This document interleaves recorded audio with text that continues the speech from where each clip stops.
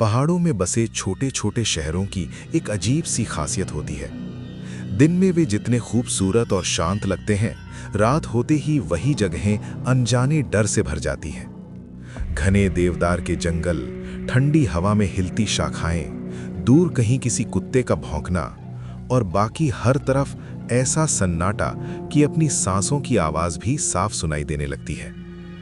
ऐसा ही एक छोटा सा पहाड़ी शहर था, नैनीताल से थोड़ा आगे जंगलों के बीच बसा हुआ। शहर बहुत बड़ा नहीं था, लेकिन यहाँ एक जगह थी जिसके बारे में हर कोई धीरे आवाज में बात करता था। उस जगह का नाम था पाइन रिज होटल। आज से करीब 40 साल पहले ये होटल बहुत मशहूर हुआ करता था। लकड़ी से बनी बड़ी इमारत, सामने लंबा लॉन और पीछे घना देवदार का जंगल।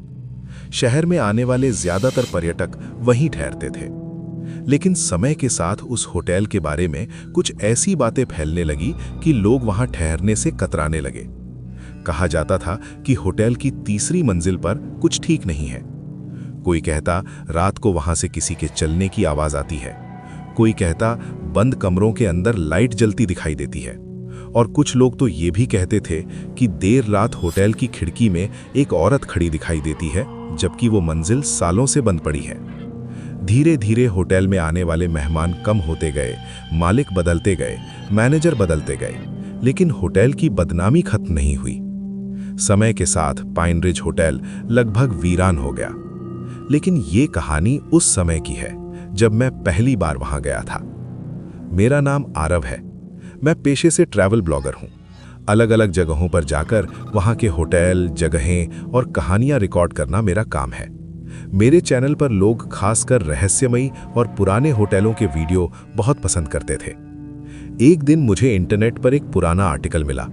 उसमें लिखा था, भारत के सबसे रहस्यमयी पहाड़ी होटलों में से एक, पाइन रिज होटल। आर्टिकल बहुत पुराना था, लेकिन उसमें लिखी बातें अजीब थीं। कई लोगों ने दावा किया था कि वहां उन्हें अजीब आवाजें और परछाइयां महसूस हुई थीं। मेरे जैसे इंसान के लिए ये बिल्कुल परफेक्ट कंटेंट था। मैंने तय कर लिया, अगला वीडियो पाइन रिज होटल पर ही बनेगा। 2 दिन बाद मैं कैमरा, ट्राइपॉड और अपना सामान लेकर पहाड़ों की ओर निकल पड़ा।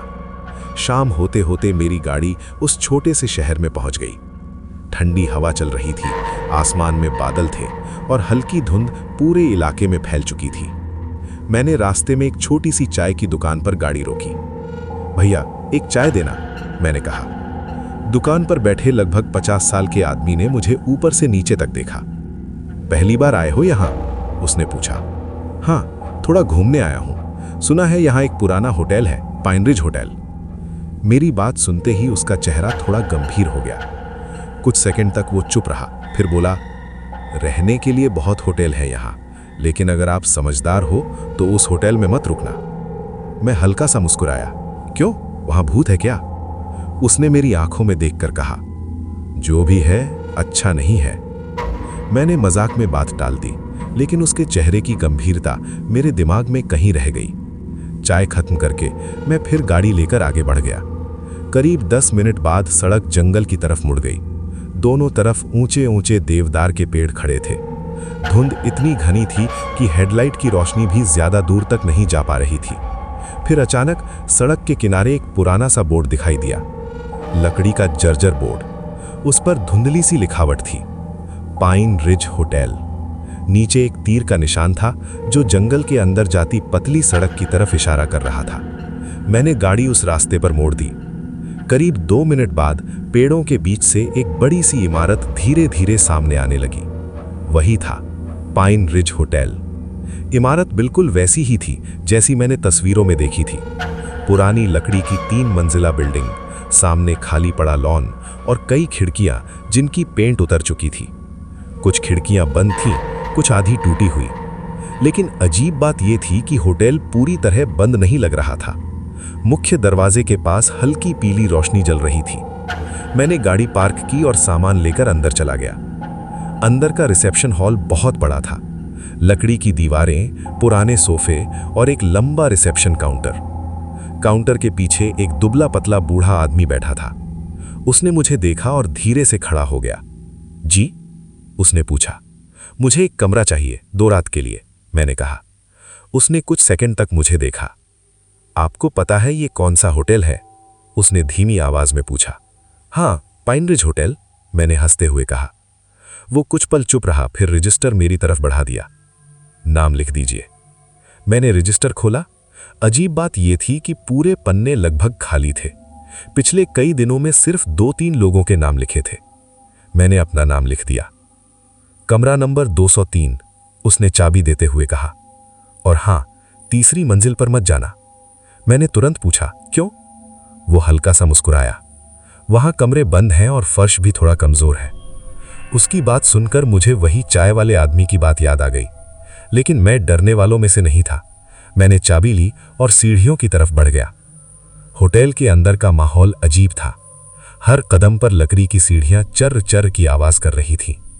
दूसरी मंजिल पर पहुंचकर मैंने कमरा 203 ढूंढ लिया। दरवाजा खोलते ही अंदर हल्की सी ठंडी हवा महसूस हुई। कमरा पुराना जरूर था, लेकिन साफ था। एक बड़ा बेड, खिड़की के बाहर देवदार का जंगल और एक छोटी सी टेबल। मैंने कैमरा सेट किया और थोड़ा रिकॉर्डिंग भी की।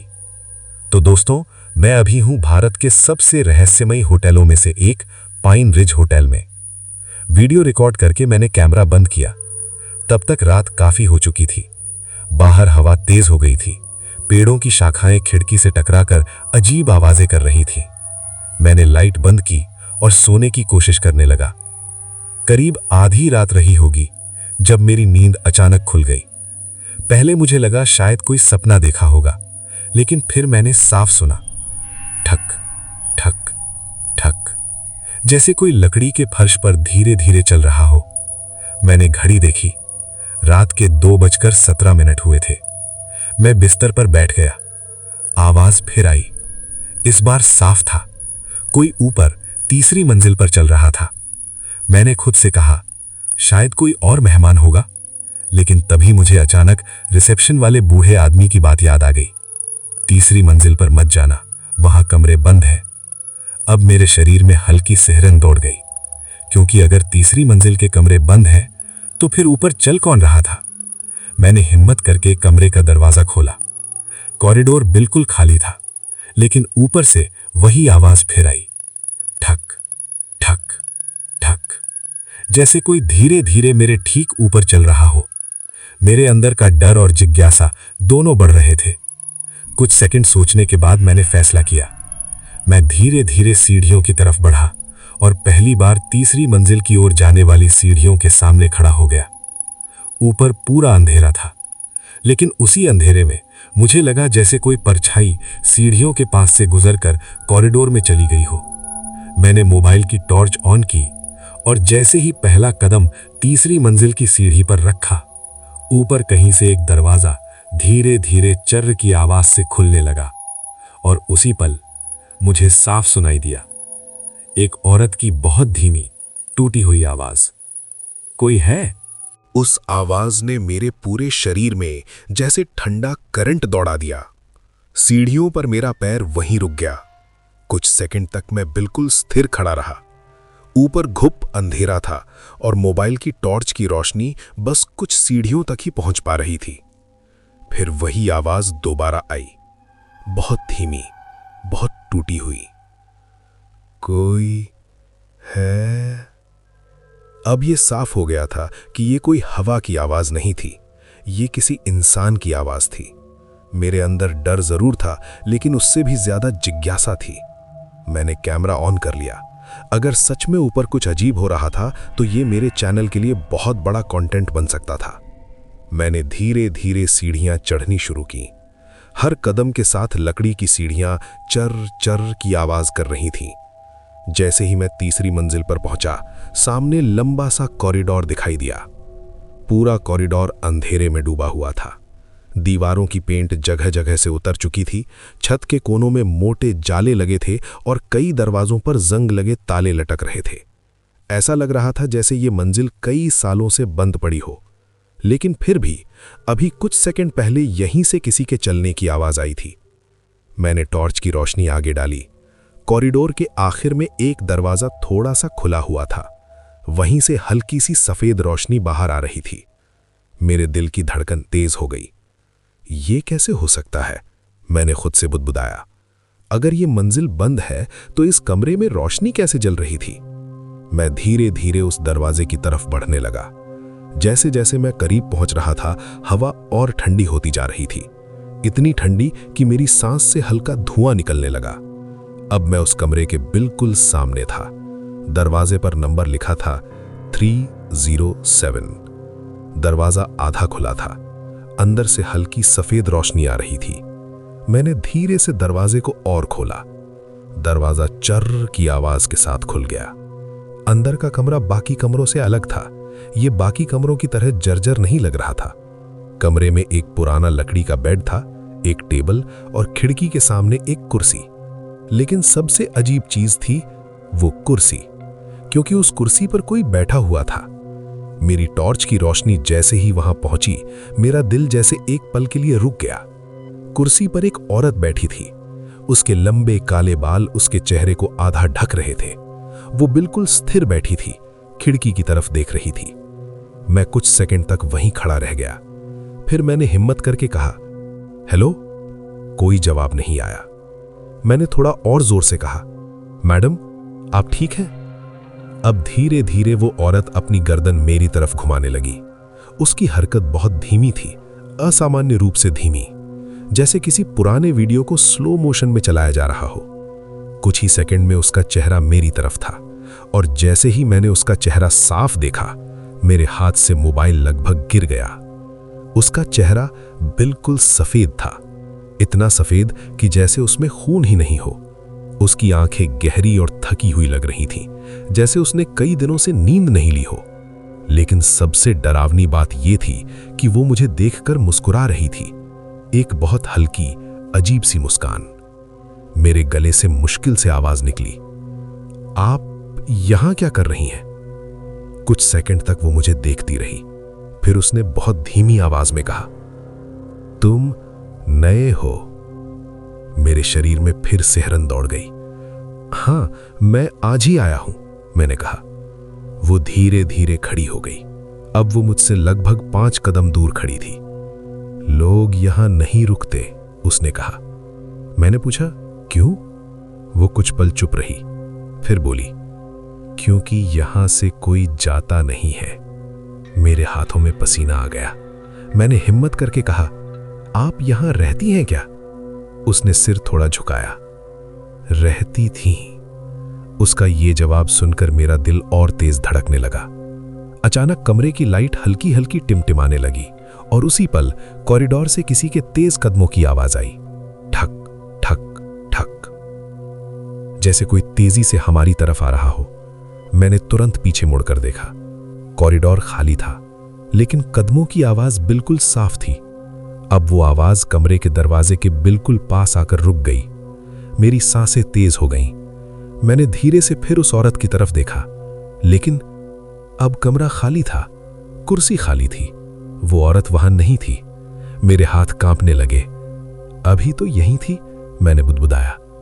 तभी अचानक मेरे ठीक पीछे से एक धीमी आवाज आई, तुम्हें यहां नहीं आना चाहिए था। मेरे पूरे शरीर में जैसे बिजली दौड़ गई। वो आवाज मेरे कान के बिल्कुल पास से आई थी। मैंने घबराकर पीछे मुड़कर देखा, लेकिन वहां कोई नहीं था। अब मेरे अंदर डर हावी होने लगा था। मैं तेजी से कमरे से बाहर निकलने लगा। जैसे ही मैं कॉरिडोर में पहुंचा, मेरी टॉर्च की रोशनी अचानक फर्श पर पड़ी, और जो मैंने देखा उससे मेरी सांस अटक गई। फर्श पर गीले पैरों के निशान बने हुए थे, जैसे अभी अभी कोई पानी से भीगे पैरों के साथ वहां से गुजरा हो, और वो निशान सीधे मेरी तरफ आ रहे थे। 1 2 3 4, लेकिन 5वां निशान मेरे ठीक सामने आकर खत्म हो गया, जैसे वहां खड़ा कोई अदृश्य इंसान हो। मेरे हाथ से टॉर्च लगभग गिर ही गई। उसी पल कॉरिडोर के आखिर में लगा एक पुराना दरवाजा अचानक जोर से बंद हो गया। धड़ाम। उस आवाज से पूरा कॉरिडोर गूंज उठा, और उसी पल मेरे मोबाइल का कैमरा अपने आप रिकॉर्डिंग मोड में चला गया। स्क्रीन पर कुछ सेकंड तक बस अंधेरा दिखाई देता रहा। फिर धीरे धीरे कैमरे में एक आकृति उभरने लगी। मैंने स्क्रीन पर ध्यान से देखा, और मेरे पैरों तले जमीन खिसक गई, क्योंकि कैमरे में मेरे ठीक पीछे वही औरत खड़ी थी, लेकिन इस बार उसका चेहरा पहले जैसा नहीं था। उसकी आंखें पूरी तरह काली हो चुकी थीं और उसका मुंह धीरे धीरे खुल रहा था, जैसे वो कुछ कहने वाली हो। लेकिन उससे पहले ही पूरे कॉरिडोर की लाइट अचानक बुझ गई। अब वहां सिर्फ अंधेरा था और उस अंधेरे में मुझे अपने बिल्कुल पास से किसी की धीमी सांसें सुनाई दे रही थी, जैसे कोई मेरे कंधे के ठीक पीछे खड़ा हो। और फिर एक बहुत धीमी फुसफुसाहट मेरे कान में गूंजी, कमरा 307 कोई छोड़कर नहीं जाता। उस फुसफुसाहट के बाद कुछ सेकंड तक मैं बिल्कुल जड़ हो गया। मेरे सामने घना अंधेरा था, पीछे किसी की धीमी सांसों की आवाज और पूरे कॉरिडोर में ऐसा सन्नाटा जैसे समय ही रुक गया हो। मेरे हाथ कांप रहे थे। मैंने धीरे धीरे हिम्मत करके मोबाइल की स्क्रीन की तरफ देखा। कैमरा अभी भी रिकॉर्डिंग कर रहा था। स्क्रीन पर मैं खुद दिखाई दे रहा था और मेरे ठीक पीछे कुछ भी नहीं था, लेकिन मुझे साफ महसूस हो रहा था कि कोई मेरे पीछे खड़ा है। मेरी गर्दन के पीछे ठंडी हवा पड़ रही थी, जैसे कोई बहुत करीब खड़ा हो। मैंने अचानक मुड़कर पीछे देखा। कॉरिडोर खाली था, बस टूटी हुई दीवारें, जाले और अंधेरा। अब डर मेरे ऊपर पूरी तरह हावी हो चुका था। मैं बिना पीछे देखे तेजी से सीढ़ियों की तरफ भागा। लकड़ी की सीढ़ियां मेरे पैरों के नीचे जोर जोर से चर चर कर रही थी। 2 मिनट के अंदर मैं दूसरी मंजिल पर पहुंच गया। कॉरिडोर में हल्की पीली लाइट जल रही थी। सब कुछ सामान्य लग रहा था, जैसे ऊपर जो कुछ हुआ वो सिर्फ एक बुरा सपना हो। मैं अपने कमरे 203 में घुसा और तुरंत दरवाजा बंद कर दिया। कुछ देर तक मैं बस दरवाजे से टिककर खड़ा रहा। दिल इतनी तेज धड़क रहा था कि उसकी आवाज मेरे कानों में गूंज रही थी। करीब 5 मिनट बाद मैंने धीरे धीरे खुद को संभाला। शायद मैं ज्यादा सोच रहा हूं, मैंने खुद से कहा। लेकिन तभी मुझे याद आया, कैमरा अभी भी रिकॉर्ड कर रहा था। अगर सच में कुछ हुआ था तो वो वीडियो में जरूर दिखाई देगा। मैंने तुरंत रिकॉर्डिंग बंद की और वीडियो देखने लगा। वीडियो की शुरुआत में सब कुछ वैसा ही था जैसा मैंने देखा था। अंधेरा कॉरिडोर, कमरे 307 का दरवाजा और वो औरत। वीडियो में वो औरत साफ दिखाई दे रही थी। वो कुर्सी पर बैठी थी, धीरे धीरे मेरी तरफ मुड़ रही थी और मुस्कुरा रही थी। मेरे हाथ ठंडे पड़ने लगे। मैंने वीडियो आगे बढ़ाया। अब वो हिस्सा आया जहां मैं कमरे से बाहर निकला था। फर्श पर गीले पैरों के निशान भी वीडियो में साफ दिखाई दे रहे थे। लेकिन फिर वीडियो में कुछ ऐसा दिखा जो मैंने वहां देखा ही नहीं था। जैसे ही मैं कॉरिडोर में खड़ा था, कैमरे की रोशनी कमरे 307 के अंदर पड़ी और उसी पल वीडियो में दिखाई दिया कि उस कमरे की खिड़की के पास कोई और भी खड़ा था। एक लंबा काला साया। वो बिल्कुल स्थिर खड़ा था, लेकिन मुझे याद था जब मैं कमरे में था तब वहां कोई नहीं था। मेरे शरीर में ठंडा डर फिर से फैल गया। मैंने वीडियो रोक दिया। ये क्या था? मेरे मुंह से खुद ब खुद निकला। तभी दरवाजे पर अचानक धीमी दस्तक हुई। ठक ठक। मेरी सांस रुक गई। रात के लगभग 3 बज रहे थे। इस समय दरवाजा कौन खटखटा सकता था? मैं कुछ सेकंड तक चुप रहा। फिर दोबारा दस्तक हुई। ठक ठक। अब की बार थोड़ा जोर से। मैं धीरे धीरे दरवाजे के पास गया। दिल इतनी तेज धड़क रहा था कि लगता था दरवाजे के बाहर खड़ा इंसान भी सुन सकता है। मैंने दरवाजे के पास से पूछा, कौन है? कुछ सेकंड तक बाहर से कोई आवाज नहीं आई। फिर अचानक वही धीमी औरत की आवाज सुनाई दी, दरवाजा खोलो। मेरे पैरों से जैसे ताकत निकल गई। ये वही आवाज थी जो मैंने तीसरी मंजिल पर सुनी थी। मैं तुरंत पीछे हट गया। नहीं, ये मुमकिन नहीं है, मैंने बुदबुदाया। बाहर से फिर आवाज आई, आरव। मेरे पूरे शरीर में सिहरन दौड़ गई। उसे मेरा नाम कैसे पता था? मैंने तो उसे अपना नाम बताया ही नहीं था। अब डर इतना बढ़ चुका था कि मैंने दरवाजा खोलने की हिम्मत नहीं की। कुछ सेकंड बाद बाहर फिर सन्नाटा छा गया। मैं धीरे धीरे दरवाजे के पास गया और दरार से बाहर झांकने की कोशिश की। कॉरिडोर खाली था, कोई नहीं था। मैंने राहत की सांस ली, लेकिन उसी पल मेरी नजर दरवाजे के नीचे फर्श पर पड़ी और जो मैंने देखा उससे मेरा दिल फिर जम गया।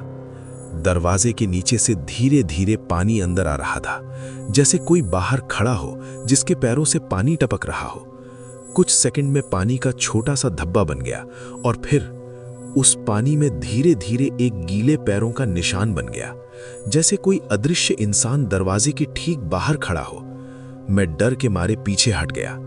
तभी अचानक नीचे रिसेप्शन की तरफ से किसी के चिल्लाने की आवाज आई, ऊपर कौन है? ये वही बूढ़ा मैनेजर था। उसकी आवाज सुनकर मैं तुरंत दरवाजा खोलकर बाहर आ गया। कॉरिडोर खाली था, फर्श पर पानी भी गायब हो चुका था। मैं जल्दी से सीढ़ियों से नीचे गया। रिसेप्शन पर वही बूढ़ा आदमी खड़ा था। उसके हाथ में टॉर्च थी और उसके चेहरे पर डर साफ दिखाई दे रहा था। मुझे देखते ही वो बोला, तुम ऊपर गए थे ना? मैं कुछ सेकंड चुप रहा, फिर धीरे से बोला, 3री मंजिल पर। यह सुनते ही उसके चेहरे का रंग उड़ गया। उसने धीरे से कहा, मैंने तुम्हें मना किया था। मैंने पूछा, वहां एक औरत है, वो कौन है? वो कुछ सेकंड तक चुप रहा, फिर धीरे धीरे कुर्सी पर बैठ गया। उसकी आवाज भारी हो गई थी। 40 साल पहले, उसने कहना शुरू किया, इस होटल में एक लड़की काम करती थी। उसका नाम मीरा था। मैं ध्यान से उसकी बात सुनने लगा। वो रिसेप्शन पर काम करती थी। बहुत शांत और सीधी लड़की थी। होटल में आने वाले लगभग सभी लोग उसे जानते थे। उसने गहरी सांस ली, लेकिन एक रात अचानक वो गायब हो गई। पूरा होटल छान मारा गया, लेकिन वो कहीं नहीं मिली। 3 दिन बाद उसकी लाश 3री मंजिल के कमरे 307 में मिली। मेरे शरीर में ठंडक फिर से फैल गई। लेकिन सबसे अजीब बात बूढ़ा आदमी बोला, ये थी कि उस कमरे का दरवाजा अंदर से बंद था। मैंने धीरे से पूछा, उसकी मौत कैसे हुई? वो मेरी तरफ देखने लगा। उसकी आंखों में डर था। यही तो कोई नहीं जानता। लेकिन उस दिन के बाद जो भी मेहमान उस कमरे के पास गया, उसने मीरा को देखा। रिसेप्शन हॉल में कुछ सेकंड तक खामोशी छा गई। फिर उसने धीरे से कहा, और कई मेहमान फिर कभी इस होटल से बाहर नहीं गए। मेरे गले में शब्द अटक गए। मैंने धीरे से पूछा, क्या मतलब? उसने मेरी आंखों में देखते हुए कहा, मतलब वे गायब हो गए। मेरी रीढ़ में ठंडा डर दौड़ गया। तभी अचानक रिसेप्शन के पीछे लगी पुरानी लिफ्ट अपने आप चालू हो गई। कड़कड़ कड़कड़। लिफ्ट धीरे धीरे ऊपर जाने लगी। डिस्प्ले पर नंबर बदल रहे थे, 1, 2, फिर 3। लिफ्ट 3री मंजिल पर जाकर रुक गई और उसी पल होटल की ऊपर वाली मंजिल से एक औरत की बहुत तेज चीख सुनाई दी, इतनी भयानक कि पूरे होटल में गूंज उठी। मैं और वो बूढ़ा आदमी दोनों जड़ होकर खड़े रह गए, क्योंकि उस समय होटल में सिर्फ हम 2 ही लोग थे और वो चीख 3री मंजिल से आई थी। 3री मंजिल से आई वो चीख कुछ सेकंड तक पूरे होटल में गूंजती रही। फिर अचानक सब कुछ शांत हो गया। इतना शांत कि रिसेप्शन के ऊपर लगी पुरानी घड़ी की टिक टिक भी साफ सुनाई देने लगी। मैं और वो बूढ़ा मैनेजर दोनों वहीं खड़े रह गए। मेरे मुंह से धीरे से निकला, ऊपर कोई है क्या? बूढ़े आदमी ने तुरंत सिर हिलाया, नहीं, ऊपर कोई नहीं जाता। लेकिन उसकी आवाज में खुद भरोसा नहीं था। लिफ्ट अभी भी 3री मंजिल पर रुकी हुई थी। उसका दरवाजा बंद था, लेकिन ऐसा लग रहा था जैसे किसी ने अभी अभी उसे इस्तेमाल किया हो। कुछ सेकंड तक हम दोनों बस लिफ्ट को देखते रहे। फिर अचानक टन, लिफ्ट का दरवाजा अपने आप खुल गया। अंदर घना अंधेरा था। ऐसा लग रहा था जैसे लिफ्ट के अंदर की लाइट भी बंद हो चुकी हो। मेरी रीढ़ में ठंडी सिहरन दौड़ गई। बूढ़े आदमी ने धीरे से कहा, आज तक ये लिफ्ट अपने आप नहीं चली। मैंने उसकी तरफ देखा तो फिर अभी वो कुछ नहीं बोला। हवा अचानक और ठंडी हो गई थी। रिसेप्शन हॉल के ऊपर लगे पुराने झूमर की लाइट हल्की हल्की टिमटिमा रही थी। कुछ पल बाद बूढ़ा आदमी अचानक खड़ा हो गया। उसने टॉर्च उठाई। चलो, मैंने हैरानी से पूछा, कहाँ? उसने धीरे से कहा, 3री मंजिल। मेरे गले में जैसे शब्द अटक गए। लेकिन आपने तो कहा था कि वहां उसने मेरी बात बीच में ही काट दी। अगर हम अभी नहीं गए तो शायद सुबह तक कोई और आवाज सुनाई दे। उसकी आंखों में अजीब सा डर था। मैं कुछ सेकंड तक सोचता रहा, फिर आखिरकार मैंने भी टॉर्च उठा ली। हम दोनों धीरे धीरे लिफ्ट के पास गए। लिफ्ट का दरवाजा अभी भी खुला था। अंदर से ठंडी हवा आ रही थी। मैंने एक पल के लिए सोचा कि सीढ़ियों से जाना बेहतर होगा, लेकिन बूढ़े आदमी ने बिना कुछ कहे लिफ्ट के अंदर कदम रख दिया। मुझे भी उसके पीछे जाना पड़ा। लिफ्ट के अंदर घुप अंधेरा था। उसने टॉर्च ऑन कर दी। दीवारों की धातु पर जंग लगा हुआ था और फर्श पर धूल की मोटी परत जमी हुई थी, लेकिन उस धूल पर ताजा पैरों के निशान बने हुए थे, जैसे कोई अभी अभी लिफ्ट से बाहर गया हो। मेरी सांस अटक गई।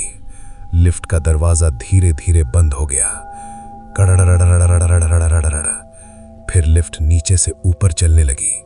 डिस्प्ले पर नंबर बदल रहे थे, 1, 2 और फिर 3।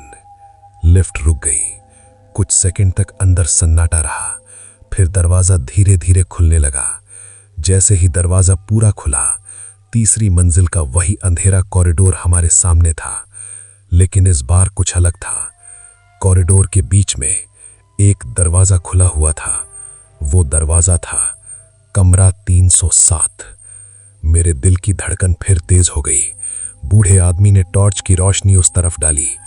फर्श पर धूल जमी हुई थी, लेकिन उस धूल में घसीटने के निशान बने हुए थे, जैसे किसी भारी चीज को फर्श पर खींचा गया हो। वो निशान सीधे कमरे 307 के अंदर जा रहे थे। बूढ़े आदमी ने धीमी आवाज में कहा, दरवाजा तो मैंने खुद बंद किया था। अब हवा में एक अजीब सी गंध फैल रही थी, गीली लकड़ी और किसी पुराने सड़े हुए कपड़े की गंध। हम धीरे धीरे कमरे की तरफ बढ़ने लगे। जैसे जैसे हम करीब पहुंच रहे थे, अंदर से हल्की खरोचने की आवाज आने लगी। खर खर खर, जैसे कोई दीवार को नाखून से खुरच रहा हो। मेरे हाथ कांपने लगे। हम दरवाजे के सामने आकर रुक गए। कमरे के अंदर अंधेरा था। बूढ़े आदमी ने टॉर्च अंदर डाली और उसी पल मेरे शरीर का खून जैसे जम गया। कमरे की दीवार पर कई जगह नाखूनों से खुरचे गए निशान बने हुए थे और उन निशानों के बीच बार बार एक ही शब्द लिखा हुआ था, मत जाओ, मत जाओ, मत जाओ। पूरा कमरा उन शब्दों से भरा हुआ था, जैसे किसी ने पागलों की तरह दीवारों पर उन्हें खुरच दिया हो। मेरे मुंह से धीरे से निकला, ये किसने किया? बूढ़े आदमी ने धीरे से कहा, मीरा। कमरे में फिर सन्नाटा छा गया। अचानक खिड़की के पास रखी वही पुरानी कुर्सी धीरे धीरे हिलने लगी। कर्क कर्क कर्क, जैसे कोई अदृश्य इंसान उस पर बैठ रहा हो। मेरी सांस अटक गई। कुर्सी अब धीरे धीरे आगे पीछे झूल रही थी और फिर खिड़की के कांच पर अचानक गीला हाथ उभर आया, जैसे किसी ने बाहर से हाथ रख दिया हो। लेकिन हम तीसरी मंजिल पर थे। खिड़की के बाहर सिर्फ गहरा जंगल था। कोई इंसान वहां तक पहुंच ही नहीं सकता था। मेरे हाथ कांपने लगे। तभी कमरे के अंदर अचानक बहुत ठंडी हवा चलने लगी। टॉर्च की रोशनी कांपने लगी और उसी पल कमरे के बीचों बीच धीरे धीरे एक परछाई बनने लगी। पहले धुंधली, फिर साफ। वो वही औरत थी, मीरा। उसके लंबे बाल चेहरे पर लटक रहे थे और उसकी आंखें सीधे मेरी तरफ देख रही थीं। लेकिन इस बार उसकी आंखों में डर था, बहुत गहरा डर। उसने बहुत धीमी आवाज में कहा, भाग जाओ। मेरे शरीर में सिहरन दौड़ गई। मैंने पूछा, क्यों? उसने कांपती आवाज में कहा, क्योंकि वो फिर आ गया है। मैंने तुरंत पूछा, कौन?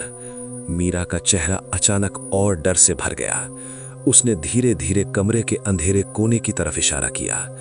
मैं और बूढ़ा आदमी दोनों ने टॉर्च उस तरफ घुमाई और जो हमने देखा उससे हमारी सांस रुक गई। कमरे के कोने में दीवार के साथ चिपका हुआ एक बहुत लंबा काला साया खड़ा था। उसकी ऊंचाई लगभग छत तक पहुंच रही थी।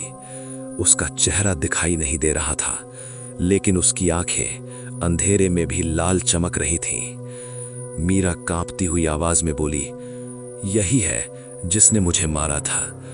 मेरे हाथ से टॉर्च लगभग गिर गई, क्योंकि उसी पल वो काला साया धीरे धीरे हमारी तरफ चलने लगा और उसके चलते ही पूरे कमरे की दीवारों पर बने खरोच के निशान अपने आप हिलने लगे, जैसे कोई अंदर से बाहर निकलने की कोशिश कर रहा हो। बूढ़े आदमी ने घबराकर चिल्लाया, भागो! लेकिन तब तक कमरे का दरवाजा अपने आप जोर से बंद हो चुका था। धड़ाम! और हम तीनों उस कमरे के अंदर फंस चुके थे। कमरे का दरवाजा इतनी जोर से बंद हुआ कि पूरी तीसरी मंजिल हिलती हुई महसूस हुई।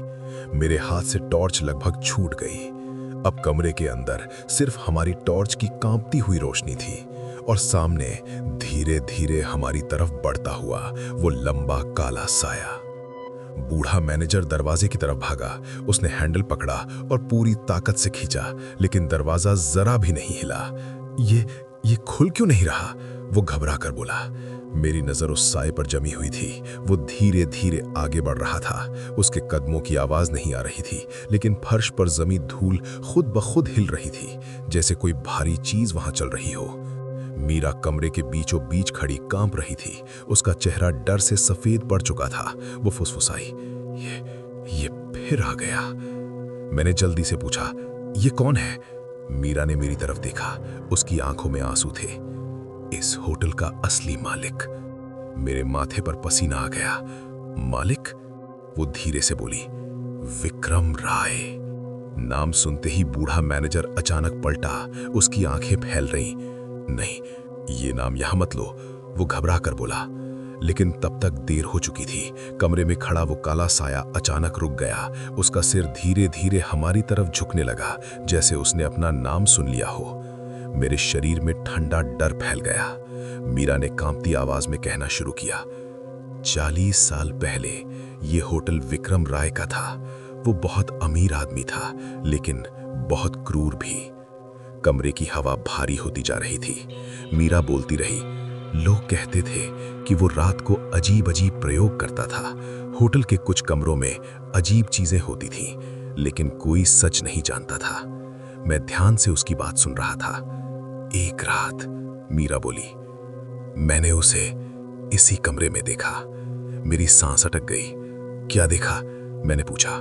मीरा की आवाज कांपने लगी। वो किसी को मार रहा था। कमरे में सन्नाटा छा गया। किसे? मैंने धीरे से पूछा। मीरा की आंखें नीचे झुक गईं। एक मेहमान को। मेरे हाथ ठंडे पड़ गए। उस आदमी ने कुछ देख लिया था और विक्रम राय नहीं चाहता था कि कोई उसके राज के बारे में जाने। मीरा धीरे धीरे उस काले साए की तरफ देखने लगी। मैंने उसे रोकने की कोशिश की, लेकिन उसकी आवाज टूट गई। उसने मुझे भी मार दिया। मेरी रीढ़ में सिहरन दौड़ गई। मीरा की आंखों से आंसू बहने लगे। उस रात उसने मुझे इसी कमरे में बंद कर दिया और मेरा गला दबाकर मार दिया। कमरे की हवा अचानक और ठंडी हो गई। अब वो काला साया फिर से धीरे धीरे हमारी तरफ बढ़ने लगा। बूढ़ा मैनेजर कांपती आवाज में बोला, लेकिन विक्रम राय तो उसी साल मर गया था। मीरा ने सिर हिलाया। हाँ, लेकिन मरने से पहले उसने कुछ ऐसा किया था जिससे उसकी आत्मा इस होटल से बंध गई। मेरे दिल की धड़कन और तेज हो गई। क्या? मीरा ने धीरे से कमरे के फर्श की तरफ इशारा किया। उसने खून से एक रस्म की थी। मैंने नीचे देखा। फर्श पर धूल के नीचे कुछ अजीब निशान बने हुए थे, जैसे कोई पुराना चिन्ह हो। एक गोल आकृति जिसके बीच में कई अजीब रेखाएं बनी हुई थी। मीरा बोली, उस रस्म ने उसे इस जगह से बांध दिया और जब भी कोई इस कमरे में आता है वो उसे मार देता है। मेरे हाथ कांपने लगे। तो फिर तुम यहां क्यों हो? मीरा ने दुख भरी मुस्कान दी। क्योंकि मैं भी इसी कमरे में मरी थी। कमरे का तापमान अचानक और गिर गया। अब हमारी सांसों से धुआं निकलने लगा था। काला साया अब हमसे बस कुछ कदम दूर था। उसकी लाल आंखें अंधेरे में चमक रही थी और तभी अचानक उसका चेहरा धीरे धीरे रोशनी में आने लगा। जैसे ही मैंने उसका चेहरा देखा, मेरी सांस अटक गई। वो चेहरा इंसानी नहीं लग रहा था। उसकी त्वचा सड़ी हुई थी, आंखों की जगह गहरे काले गड्ढे थे और उसका मुंह अस्वाभाविक रूप से लंबा खुला हुआ था, जैसे कोई चीख हमेशा के लिए उसके चेहरे पर जम गई हो। बूढ़ा मैनेजर डर के मारे पीछे हट गया। हे भगवान, वो बुदबुदाया। मीरा अचानक मेरी तरफ मुड़ी। अगर तुम अभी नहीं भागे तो तुम भी यहीं फंस जाओगे, मैंने घबरा कर कहा। लेकिन दरवाजा बंद है। मीरा ने धीरे से सिर हिलाया। वो तुम्हें जाने नहीं देगा। उसी पल कमरे की लाइट अचानक टिमटिमाने लगी, दीवारों पर बने खरोंच के निशान हिलने लगे और फिर पूरे कमरे में कई आवाजें गूंजने लगीं, जैसे कई लोग एक साथ फुसफुसा रहे हों। बचाओ, हमें जाने दो, दरवाजा खोलो। मेरे शरीर में ठंडा डर दौड़ गया। मीरा ने फुसफुसाकर कहा, ये सब वही लोग हैं जो यहां मारे गए। काला साया अब हमारे बिल्कुल सामने था। उसकी लंबी उंगलियां धीरे धीरे मेरी तरफ बढ़ने लगीं, जैसे वो मुझे पकड़ने वाला हो। उसी पल मीरा अचानक उसके सामने आकर खड़ी हो गई। उसने जोर से चिल्लाया, भागो। मैंने बूढ़े आदमी की तरफ देखा। वो भी डर से जड़ हो चुका था। लेकिन उसी पल दरवाजा अचानक अपने आप खुल गया। चर्र। कॉरिडोर का अंधेरा हमारे सामने था। मीरा ने फिर चिल्लाकर कहा, अभी। मैंने बिना एक सेकंड गवाए बूढ़े आदमी का हाथ पकड़ा और कमरे से बाहर भाग गया। हम दोनों पूरी ताकत से कॉरिडोर में दौड़ने लगे। पीछे कमरे से भयानक गरजने की आवाज आ रही थी, जैसे वो साया गुस्से में चिल्ला रहा हो। हम लिफ्ट की तरफ भागे, लेकिन तभी कॉरिडोर के आखिर में लगी सभी लाइटें एक साथ बुझ गईं। अब पूरा कॉरिडोर अंधेरे में डूब गया और उसी अंधेरे में हमने फिर वही आवाज सुनी, बहुत भारी, बहुत डरावनी, कोई यहां से नहीं जाता। मेरे पैर जैसे जमीन में जम गए, क्योंकि वो आवाज इस बार हमारे पीछे से नहीं बल्कि हमारे ठीक सामने से आई थी। और उसी पल अंधेरे में दो लाल चमकती आंखें दिख दी। अंधेरे में चमकती हुई वो दो लाल आंखें जैसे ही हमारे सामने दिखाई दी, मेरे पैर वहीं रुक गए। कॉरिडोर में अब घुप अंधेरा था। मेरे हाथ में टॉर्च थी, लेकिन किसी वजह से वो भी अब काम नहीं कर रही थी। बटन दबाने पर बस हल्की सी टिक टिक की आवाज आ रही थी। बूढ़ा मैनेजर मेरे पीछे खड़ा कांप रहा था। उसने डर से फुसफुसाते हुए पूछा, वो क्या है?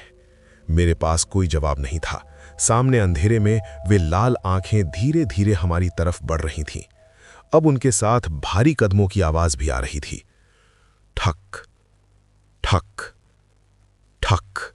हर कदम के साथ फर्श हल्का सा कांप रहा था। मेरी सांसें तेज हो गईं। मैंने बूढ़े आदमी से कहा, भागो। हम दोनों तुरंत पीछे मुड़े और पूरी ताकत से कॉरिडोर में दौड़ने लगे। लेकिन कुछ ही सेकंड बाद हमें एहसास हुआ कि हम गलत दिशा में भाग रहे हैं। कॉरिडोर खत्म ही नहीं हो रहा था। हम जितना दौड़ते, सामने उतना ही अंधेरा फैलता जा रहा था, जैसे ये कॉरिडोर अचानक बहुत लंबा हो गया हो। बूढ़ा मैनेजर हांफते हुए बोला, ये पहले इतना लंबा नहीं था। मेरे शरीर में ठंडी सिहरन दौड़ गई। तभी पीछे से वही भारी आवाज फिर गूंजी, भाग कर कहां जाओगे? मैंने पीछे मुड़कर देखा। अंधेरे में वही लंबा काला साया हमारी तरफ आ रहा था। उसकी लाल आंखें अब और ज्यादा चमक रही थीं। और सबसे डरावनी बात, अब उसके पीछे और भी परछाइयां दिखाई दे रही थीं, जैसे कई लोग अंधेरे में उसके साथ चल रहे हों। मीरा की आवाज अचानक मेरे दिमाग में गूंजी, ये सब वही लोग हैं जो यहां मारे गए। मेरे पैरों की रफ्तार और तेज हो गई, लेकिन तभी अचानक मेरे सामने की दीवार बदल गई। जहां पहले कॉरिडोर था, वहां अब एक बंद दीवार खड़ी थी। मैं जोर से उससे टकराया। धत! मैं गिरते गिरते बचा। बूढ़ा आदमी भी मेरे पास आकर रुक गया। अब हम दोनों फंस चुके थे। पीछे वो साया धीरे धीरे करीब आ रहा था। मेरी सांस तेज हो गई। अब क्या करें? बूढ़ा आदमी कांपते हुए बोला। तभी अचानक मेरे पीछे से बहुत हल्की आवाज आई, इधर। मैं तुरंत पलटा। अंधेरे में मीरा की धुंधली आकृति दिखाई दी। वो कॉरिडोर की दीवार के पास खड़ी थी। उसने दीवार की तरफ इशारा किया, यहां, जल्दी। मैंने टॉर्च से उस जगह को देखा। दीवार में एक पुराना लकड़ी का दरवाजा बना हुआ था, जो धूल और जालों के पीछे लगभग छिप चुका था। ये पहले यहां नहीं था।